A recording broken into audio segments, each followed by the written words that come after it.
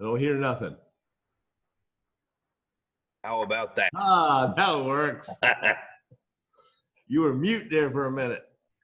It's like magic. You push this little button, things happen. Yeah, it's kind of bad magic.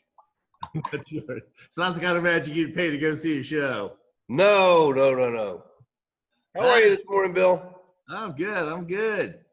Look at this. Look at this wonderful You got a wall of drawers. Yeah, looks good. You made 29 of them yesterday. Nice. It was good. Nice. So how much more of that job you got to do? Let's see. Well, most everything is built. There are a few more pieces that, have to go the rest of the way. This is right behind me is the small conference table top, and all the parts they're all up here, but all the parts are done. I just have to cut some joints and assemble it. And then there's a big conference table, big 14 foot by 6 foot table that I have not, again, I've made parts, but have not assembled anything. I don't know that many people I'd want to confer with. But most everything's built. We're a few days behind where we wanted to be for installing cabinets, but I think we are making up some time, have made up some time in the last couple of days, and I think we'll be installing by next week. So good. Yeah. Very good. So the next couple of days are going to be a little tough. Lots of sanding, lots of finishing. Yeah. That's the part I don't like that much. That last sort of fiddly finishing part and all. The chopping and all that kind of stuff, making dust and noise, I enjoy. But the last little bit, trying to get it just right, is fussy. It's nitpicky. It really is. Lots of little things, minutia, making sure just there's no scratches, anywhere that's going to be seen, or, there's always that one little thing that doesn't fit right or whatever. Yeah, it fits perfect till you put the finish on it, then it's too tight. Or you get a bunch of little dust bumps or something like that. It's hard to work in. Some piece of hardware doesn't fit correctly, or who knows. Or you order one set of hardware and they ship you another brand that's supposed to be the same, but the holes don't quite line up. Right. No. Anyway. Well, how are you? What are you up to? Oh, the same thing. It's all just repeated. I got some plastic in rolls instead of sheets, which has been a little bit interesting to figure out. It comes in a big roll, and I got to slice off 8-foot chunks, and it wants to keep a little natural curl from being rolled up. So I've got to sort of work around that a little bit. But they're doing, I'm cutting at least 1,200 a day of the ear savers. So there's ears being saved. There's ears being saved. Yeah, they're going all over the place. Yeah. Lots of local stuff and shipping them around. So cool. I'm getting tired of looking at them though. They're everywhere. And they all, they're like that. You remember the old game that the kids had that were like monkeys that had their tails all hooked together? It's like everything on top is like that. Everything is hooked together. There's a monkey tail hooking a monkey tail everywhere. I have a barrel of those monkeys in my living room right now. It's well, can you imagine having 10,000 of those monkeys all with their tails hooked together, and you're trying to unhook them? No. Well, that's my life, is unhooking monkey tails. So what's your next step on your tool? What have you been working on? What are you ShopBotting? What are you going to be ShopBotting? Well, we've been making raised panels, and I'm using the ShopBot for that, which is kind of a new thing for me. But the style of panel that I designed for this job makes a lot of sense to cut on the ShopBot. Just cut it flat. So they're fairly narrow doors, right? And because of that, most of the panels are single board width pieces. Okay. which means the raised panel will stay flat. We're very close to flat anyway. And then it's what's called a floating panel. So there's about 1/8 of an inch shadow line that goes all the way around the raised portion of the panel itself. And then the raised portion of the panel stands proud of the style. Okay. And rail. Got it. Just a little bit. And so it sort of accentuates that shadow line that goes around it. And then it's just a flat panel with a chamfer cut all the way around it. Okay. And so I made this door jig for the ShopBot that just has these little eccentric sliding clamps that sort of slide in these slots. Just a sheet of MDF. Yep. And I clamped a right angle jig, or clamped 2 pieces of plywood to it, screwed that down, and then cut 90 degrees with the machine. Okay. So I've got just by the size of the plywood pieces I have a 4 1/4 inch offset. So I have to think about that a little bit when I'm setting the doors up. But you know, I'm cutting. I'll have all the panels cut today. I cut some samples yesterday after I finished drawers, and it just takes a couple of seconds to dial in the number and change the file. Well, that makes a lot of sense to use the machine to sort of make the jig precise instead of trying to get those 2 fences absolutely dead perfect, fiddling. You know, you put the screw in the shift a little bit. Use the tool. Get them close and use the tool to give you that corner. Yeah, and so with the right angle, I just take the door panel and slide it in, and then those clamps slide up and down and in and out in those slots. And I can just clamp whatever size piece into it really fast. They stay pretty flat. I mean, you know, I've had a couple of issues with them sort of rocking from corner to corner, but most of it's fine. And I mean, I would say to cut, I've got about 80, I don't know, maybe 85 door panels to cut. And I should be able to cut all those today with no problem. All you got to know is where that corner is. It all references off that same corner. So no matter how big the panel is, it's moving away from that sort of that corner that you machined. So you can go theoretically as big or as small as you want. Well, and for this job, you know, if I have a shaper, I have a couple of shapers, and if I set up shapers for raised panel doors, would be a lot more efficient. But there are, you know, I don't have any cutters that would give me this kind of a profile. This is a totally custom profile that was predicated on a conversation with the architect and the designers and all that stuff. So, you know, what we came up with, what my solution was to do it on the ShopBot. I said, well, just CNC cut them.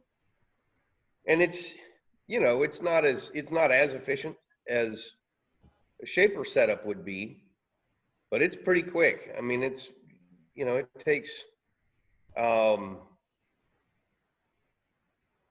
mean, it takes maybe 60 seconds or so to cut it. It's fast.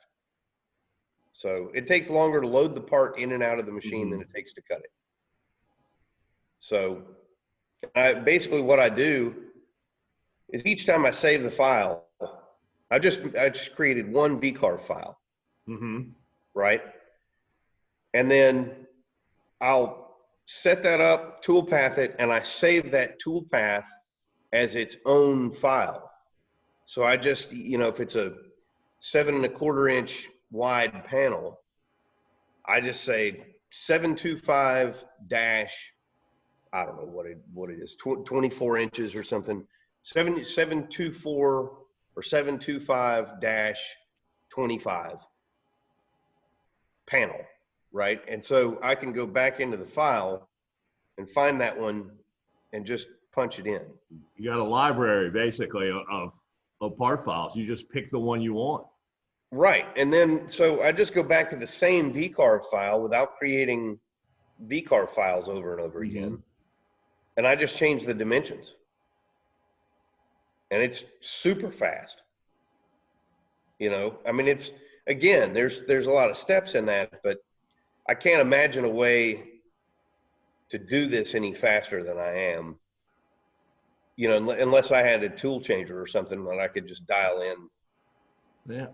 you know, multiple things. One day I'll introduce you to the wonderful world of variables. And you can put you can create a ShopBot file that has variables for those different dimensions. Okay. You know, and then you can just put an input, and when the screen pops up, it'll say how wide, how tall, how deep. You type in the numbers. I'm all in. Yeah. I mean, the problem with that is that, you know, you can think for a second picking the right file. If you type 100 instead of, you know, or 103 instead of 10.3, it's going to go to 103 no matter what you do. So it does, it makes it harder on the hungover guy on Monday morning. You got to be sure that he's not so hungover he can't type in the right numbers. But it does let you do a lot of, I mean, we used to do a lot of it in the early days with variables and then putting an interface. I know you've messed with the My Variables file in ShopBot, and that's sort of a file of variables that you can change. But there's, in the virtual tools, there's a setup program, the ShopBot setup, that is basically just a front end for that file. Right. And it just basically gives you sort of a visual screen, so you don't have to open it in a text editor and change stuff. I use the text editor, you know, I go in there and change the number, I'm done. But there's lots of ways, almost all those virtual tool files, the probe and all that kind of stuff, all they are is a little kind of a virtual front end to a ShopBot file in the background that uses variables. It just fills in numbers for the variables. So it's an interesting, you know, it gives you another sort of the early and simple way of doing parametric programming, like in Fusion and all, where it's actually changing in the model and everything's sort of interrelated there. You can do that in a ShopBot file with variables and then just make the changes. You don't see the changes like you do in Fusion. You know, you make a change in Fusion, and it grows and does all that kind of stuff. So it all happens behind the scenes, but it's quick and you're not always opening a drawing program. Well, you know, so using a Windows system, I just snap the VCAR file over to the left-hand side of the screen and leave it open. So it's not really that bad. I mean, it's a pretty fast thing. I ran through a bunch of samples yesterday afternoon, and I don't know, I think I cut 20 panels. I had one tool change, right? Mm-hmm. So what I do is I put the panel in and I pull up what I call the rabbit file that just goes in and cuts the rabbit. Because it's so fast? It's really fast. It hops right along. But I send it through, it cuts those rabbits, and then I just put them on, take them off, put them on, take them off, put them on, and take them off. And then change the tool, put the 90-degree V-bit, just a half-inch 90-degree V-bit in, and go right back through the same files. There's a chamfer pass. That's a sensible way to do it, rather than changing bits every time. Oh, yeah. You know, it really hops right along. Yeah, good. Well, cool. You need to take a video of that thing happening. I want to see some pictures of the jig and all that. Okay. It's it's pretty neat. You know, you can do with the sort of fixturing and jigging is kind of a fun, you know, it's a skill set of its own. It's figuring out how to hold stuff efficiently and securely and efficiently, and, you know, without having to, you know, putting drywall screws and stuff is dumb. Well, I put a new spoil board on right after you did yours. Mine was pretty butchered up, so I just you did one, and I said, all right, well, I'll do one too. And now I've got this aversion to putting screws in it. It's nice and clean, and I'd rather jig stuff up. I mean, you know, there's times when you're going to screw into it. Yeah.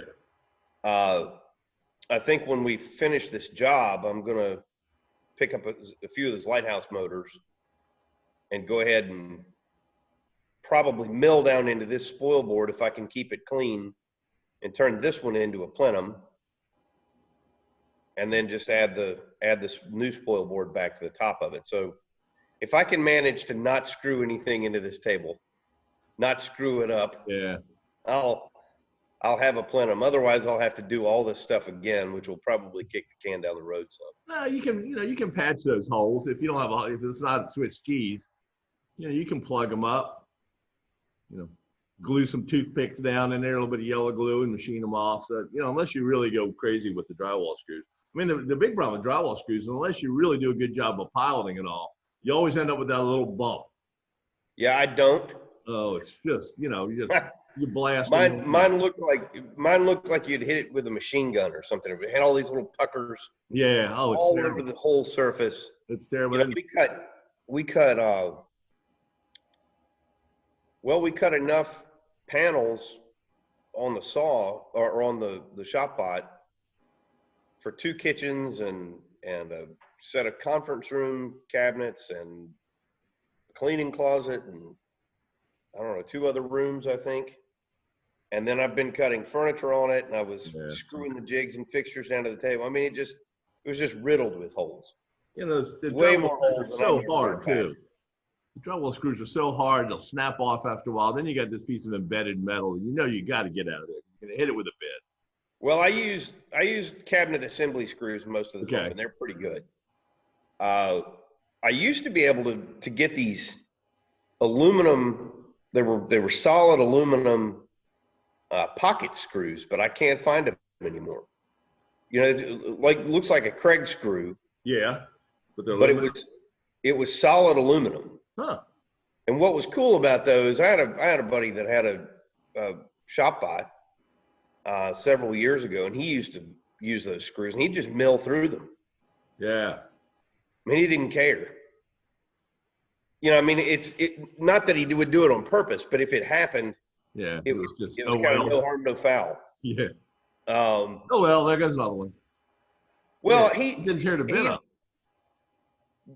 Well, this guy he's a sculptor, and he does all kinds of, every part is totally random. Mm-hmm. And the way he would hold things is he would kind of create these jigs and fixtures. And then a lot of times he would just sort of screw a clamp down on top of this thing. And so he's kind of making these motions. And he was never taking enough time to figure out whether or not he's going to hit something. So he just used aluminum screws. He's like, I don't hit them most of the time. The folks that made the Raptor nails, the plastic nails you can nail with an air gun, they used to make a polycarbonate drywall screw that was pretty neat. They stopped doing it. I don't know if there was just they didn't hold up well. I had a couple of them, and I liked them. I got a sample. Huh. They were handing them out at like one of the big woodworking shows in Atlanta or Vegas or something. I've used the Raptor nails, but I've never seen the. They for a while they were just like a real drywall screw, had a hex head, and cool. But they were polycarbonate of some kind or some plastic of some kind. I think they're polycarbonate. But you could drive them in and machine them off. I've known people that use the Raptor nails that then go in afterwards and just bump. They know where they do dimples for the nails, drive them in. They go in afterwards and just drill a plunge and just machine them off and just lift the part off. Don't worry about prying it up. Right. Huh. So there's a lot of. Bill, let me change course real quick. I want to know what you're starting to think about doing after you cut ear savers. Going fishing, I think. Going fishing. I think I can do that for about a year, and then Right. after that, I'll start thinking. I don't know. I mean, I've got a bunch of projects in the works that I've put off. I mean, I kind of feel like this is something this has kind of become a mission to me. Yeah. But I've got a million things in the background that I've thought about doing, and I've gotten old enough. If I don't do them now, they're not going to get done. I've always said this is sort of the best day I'll ever have. I'm a little bit diminished tomorrow. So if I don't act on things pretty quickly, they sort of just go away. Right. So I'm not convinced that's an age thing, Bill. I'm not sure about that either. It's been happening for a long time. I think it started when I was about 8. I think I started life that way. Yeah, it's but you know, being, you know, I haven't been anywhere. It's embarrassing. I got, you know, Google Maps sends you this at the end of the month. If you keep location tracking on, it sends you a map of where you've been. And I mean, I can name every place. There isn't a place I've been in the whole month of April that's more than 3 miles from here. Right. It's my house, my shop, the post office, the Ace Hardware store, the Food Line in the same shopping center, and my buddy Pete's office. And I mean, that's the only place I've been. It's like 6 dots on my whole April map. It's really Man, crazy. you've been a lot more places than I have. I haven't been. I mean, mine is like Google sends me an email every month and just says, "Man, you're boring. Yes. Don't you want to go somewhere? Don't you have something to do?" Yeah. Let me just shut this location tracking off. You ain't going nowhere. Yeah. No, I mean, I go from my house to occasionally the gas station on the way. Yeah. And to the shop, and then Amazon's basically delivering everything I need to the house. Oh, it's astounding. You know, and my wife's got this whole protocol for breaking packages down and not getting stuff in the house, and you know, so she does all that stuff when I'm not even there. I come in and everything's just neatly arranged for me to pick up, throw in the backpack, and take to work, and it's great. It's wonderful. I'm kind of hoping some of these habits will just keep. You're like me. You're not responsible enough to do a good job of doing all that stuff. You know, every time I bring something in, my wife says, "Don't put it on the counter." So it's who knows. Well, Bill, I'm thinking that as things start to reopen, I mean, I know we're a ways from that, and we haven't made any decisions about the school reopening yet. I don't know when I'm going to do that. Yeah, that's a tough one. Well, I'm in the place, Bill, that I feel like I don't want to just reopen to reopen. I don't want to reopen this place until I feel safe for me and my family, and furthermore until it's a comfortable scenario for everybody that comes in here. You know, because we get on these lathes or on the CNC machine or on the table saw or whatever, and we're fairly close together, and you can't really teach somebody posture on a joiner or how to hold a tool without putting your hands right in, which puts you in their immediate space. And it's just my way of teaching. I've thought hard about it for the last 60 days. And if I'm truthful about it, I'm just not going to be the best of myself unless I'm doing it the way I'm accustomed to doing it. Sure. And so we've been having a lot of that dialogue, but I'm wondering about maybe getting you down here, since you and I both have been quarantined. I feel pretty good about you being here. Forever. And I don't know, maybe doing a couple of these from here, or we could come up and do it from your shop. I think there's definitely some interesting virtual teaching kind of things that are evolving and are going to evolve. Is this? I mean, it's definitely changing. All this kind of hands-on stuff. I mean, we've all gotten the habit of staying 6 feet away from everybody, and you know, you get a shop full of people with everybody backing up when somebody gets near them, and you're never getting anything done. You know, and kind of pointing at stuff that just doesn't work. Right. Yeah. Well, you know, I was thinking about those lamps that you were making. Those are fun, very interesting kind of mathematical problems to play with on a ShopBot. I'm still very, very curious about hearing more from you and Robert about the shelter project. So I think there's some meat there. I mean, we want to put a finishing room up behind the shop. We're going to do this timber ply system for our mezzanine in here. And so I think there's a lot of potential. I think we could do some things. There's a lot of people people still want to learn things. I'm not convinced that I would know what I'm doing with timber ply without you being here. At least lead me through the first couple of parts of it. Well, I got to remember. You better do it today, because tomorrow I may not remember it. But it's yeah, it's going to be. I mean, there's still people. Everybody still wants to learn something. Yeah. You know, the demand hasn't gone away. It's just the infrastructure and the logistics of how do you do it. Well, I'm thinking that we could probably do something that would parallel what we were going to do with the camp. Yeah.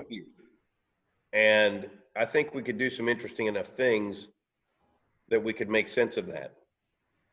So give that some thought. Put it in there and let it mull around a little bit. That reminds me, we've been working along a little bit on the sort of virtual camp stuff and presentations. I want you to do a 15, 20-minute wandering around talking about you and your shop, and a sort of an intro, what you would do in the beginning, what you plan on doing in the beginning of the camp, about talking about you, talking about the business, showing people what you have, how you're set up and all. So sometime when you're wandering around with your cell phone, or somebody wandering around, gets gotten to wander around and be the cameraman, give me about a 20-minute or so. I'll be glad to. I'm Stuart. Here's what I do. Welcome to the camp. I make giant piles of stuff. You can eat a donut and drink a couple of Noka coffee. Can I have donuts delivered to myself? I bet you can. I bet you can. We'll work on it. We'll see if you can have a Madeline's online ordering system. There you go. Well, Bill, have a wonderful day, my friend. I'll talk to you soon. Sounds good, bud. Take care. All right. Bye.